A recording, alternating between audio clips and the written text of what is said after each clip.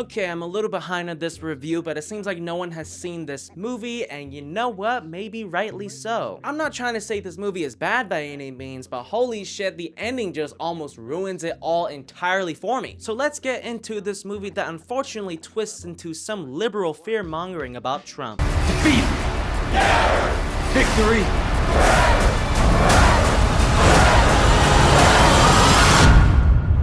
To quickly sum up the plot, it's your basic crime thriller kind of movie that we've all seen 100 times before. If you've ever seen a movie based in the 70s, 80s, 90s, early 2000s about a white supremacist group and police must try to investigate along with the FBI, you know, you already get the gist of it. This movie takes place in the 80s and is inspired by real events about a white supremacist group that plans to overthrow the government. We're following FBI agent Jude Law, who is investigating a bunch of random crimes happening in this small town. What seemed to be an insignificant case of crimes turns out to be led by a group created by Nicholas Hoult. So like with every crime thriller TV show and movie, it evolves into a cat and mouse chase with some very intense shootouts. The production of this movie is absolutely gorgeous. The cinematography here is fucking wonderful. I love the wide shots here. It does a great job at developing this world, this setting, this era. The movie does a fantastic job capturing the 80s, and our two leads, Jude Law and Nicholas Hoult, are fucking brilliant. Their performances are top notch here. Nicholas Hoult really is on a grind here. I'm so excited to review Joker number 2 soon, and Nosferatu. He gives such a killer performance that I have no doubt he's gonna do a great job as Lex Luthor in next year's Superman movie. And Jude Law, I mean, this guy just falls into this role. He embodies this character so well.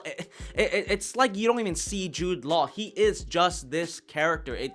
He's just fantastic. Both these guys give a powerhouse performance here that I think deserves a lot of attention. The shootouts can be very intense alongside with its beautiful score, the soundtrack, the music that's being played under all the chaos. So yeah, this movie does almost everything right except for the story, the narrative here. It just feels kind of rushed. This movie really could have used like another 15-20 minutes to help develop the plot and the characters, the narrative, and the investigation, because we're jumping from like 2 weeks to then a month to like another month, and I'm just like, whoa, how did we even get to this point? And what? How did we get here? The movie does try its best to humanize this white supremacist group being led by Nicholas Hoult, and I think to some degree it is effective. Unfortunately, like I said, it is just rushed, and we don't really get to see how this group fell apart. We get to see their livelihood and how they grew together, how they got bigger, how they got weapons and stuff like that. And then by the end of the movie, all of a sudden, everyone's gone. Where do they go? Not to mention that this is the most bread and butter, predictable movie crime thriller ever. So the only way to make this kind of film memorable for audiences is really the presentation, the style, the narrative, the plot.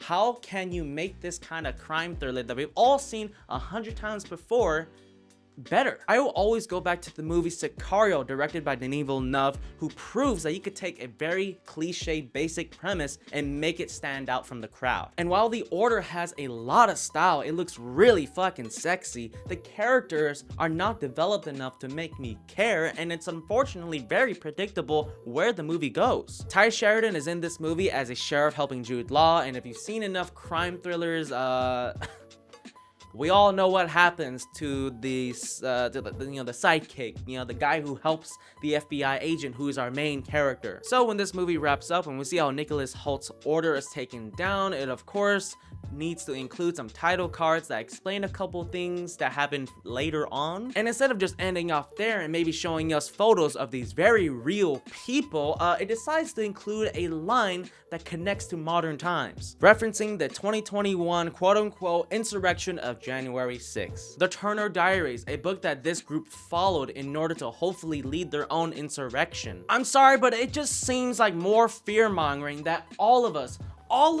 and the fucking public have gotten tired of hearing, tired of seeing. Trying to compare two separate events that had very different outcomes is fucking ridiculous. This really just almost ruins the entire movie for me, and it doesn't encourage me to rewatch it. Well, from the looks of it, I don't think anybody's gonna watch this movie. I'm sorry, but this movie just shoots itself in the foot with its ending text. I mean, why? Why include that at all? Alright, look, if you're trying to find some kind of new crime thriller to watch, I guess it wouldn't hurt to check this one out. It's not gonna really do anything new for you, but it is quite enjoyable. There are some intense scenes, and you know what? It's fine. This movie's fine. It's a sexy looking movie that had a lot of potential. It just wasn't so rushed. Nicholas Hoult and Jude Law are really the best parts of this movie, and other than that, I can't really see myself ever watching this again. Alright, that's enough of me. I'll catch you guys next time. Chef Cool Louis Rubin